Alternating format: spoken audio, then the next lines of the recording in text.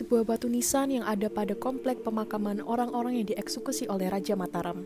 Salah satunya adalah nisan Pangeran Pekik, seorang pangeran dari Surabaya. Berikut adalah kisah beliau.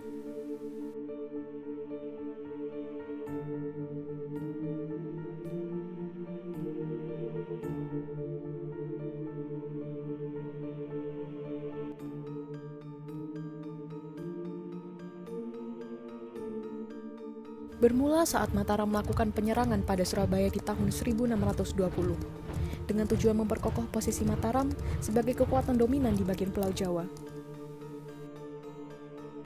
Surabaya terlalu kuat untuk diserang dengan pasukan bersenjata. Akhirnya, Mataram mengepung Surabaya, membendung sungainya, memblokade jalur logistiknya selama 5 tahun. Barulah Surabaya takluk oleh Mataram. Akhirnya, pada tahun 1625, Surabaya menjadi negeri taklukan Mataram. Setelah penguasa, Raja Tegal Arum Panji Joyolengkoro meninggal. Pangeran Pekik, anak dari penguasa Surabaya, diundang ke Mataram untuk dinikahkan dengan adik Sultan Agung. 10 tahun setelah penaklukan Surabaya, Sultan Agung ingin menginvasi Giri Kedaton. Namun Sultan Agung bimbang karena Kawis Gua masih keturunan dari Sunan Giri, dan Giri Kedaton sendiri menjadi tempat legitimasi kerajaan Islam dalam ranah spiritual. Sultan Agung memanfaatkan Pangeran Pekik yang merupakan keturunan dari Sunan Ampel.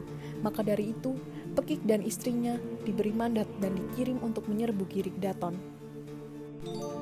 Dulunya, Sunan Ampel merupakan guru dari Sunan Giri, sehingga silsilah dari Pangeran Pekik menjadi sebuah keuntungan bagi Sultan Agung.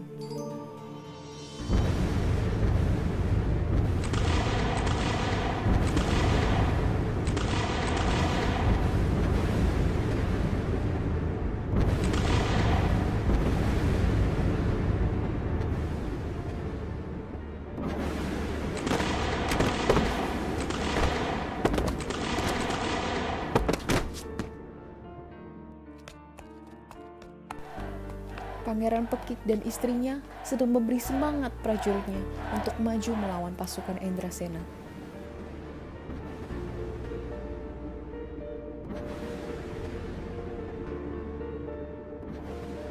Babat Tanah Jawi halaman 159 dan Serat Kanda menjelaskan bahwa saat pasukan Mataram menyerang Giri, ada sosok Indrasena yang memimpin 250 orang yang membuat Mataram nyaris kalah.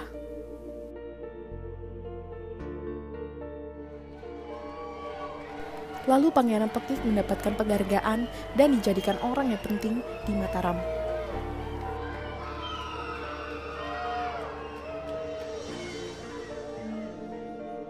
Untuk semakin mempererat hubungan, Sultan Agung menikahkan anak laki-lakinya yang menjadi putra mahkota dengan anak dari Pangeran Pekik. Selama kehidupannya di kerajaan Mataram, beliau menyumbangkan banyak sekali kebudayaan.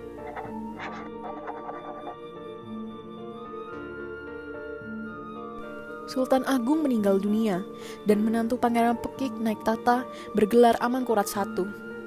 Amangkurat I berbeda dengan ayahnya. Ia suka membunuh dan menghukum orang yang tidak ia sukai. Sepeninggal istrinya yaitu Ratu Pasmalang, Amangkurat I menjadi stres. Untuk meredahkan amarahnya, para abdi Amangkurat I mencarikan istri baru untuknya. Disodorkanlah Roro Oi, seorang gadis cantik asal Surabaya yang masih belia untuk menjadi selirnya. Roro Oi dititipkan di kediaman Tumenggung Wirorejo hingga usianya cukup untuk dinikahi.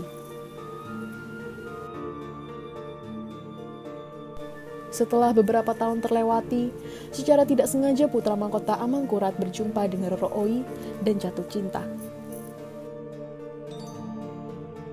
Akhirnya Pekik merayu Wirorejo untuk membiarkan Pangeran Anom bertemu dengan Roro Oi.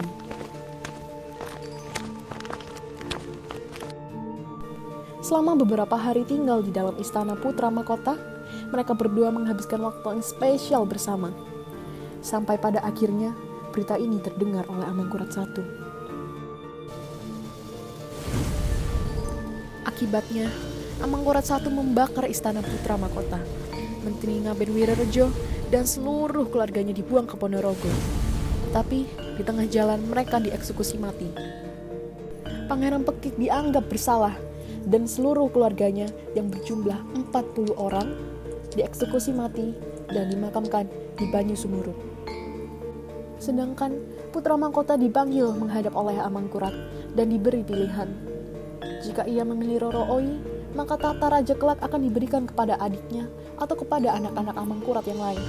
Tapi jika dia memilih tahta, maka Amangkurat menyuruh putra mahkota Anom untuk membunuh Roro Oi dengan tangannya sendiri. Akhirnya Pangeran Anom memutuskan untuk memilih tatahnya, sehingga ia menusuk Roro Oi dengan tangannya sendiri. Lalu jasad Roro Oi dimakamkan di Banyu Sumurup bersama dengan seluruh keluarga Pangeran Pekik. Ada sumber lain yang menyebutkan Pangeran Pekik dan keluarganya dibunuh 10 tahun sebelum kejadian Roro Oi, yaitu ketika Amangkurat menerima laporan dari seseorang bahwa Pangeran Pekik menyuruh orang itu untuk membunuh Amangkurat. Tanpa melakukan penyelidikan lebih jauh, Amangkurat memerintahkan eksekusi massal terhadap Pangeran Pekik dan keluarganya. Dan belakangan diketahui bahwa yang melaporkan tadi adalah bangsawan dari Giri. Demikianlah kisah dari para tokoh yang berasal dari Surabaya yang tewas secara tragis dan jasadnya dimakamkan di Banyu Sumurup, Yogyakarta.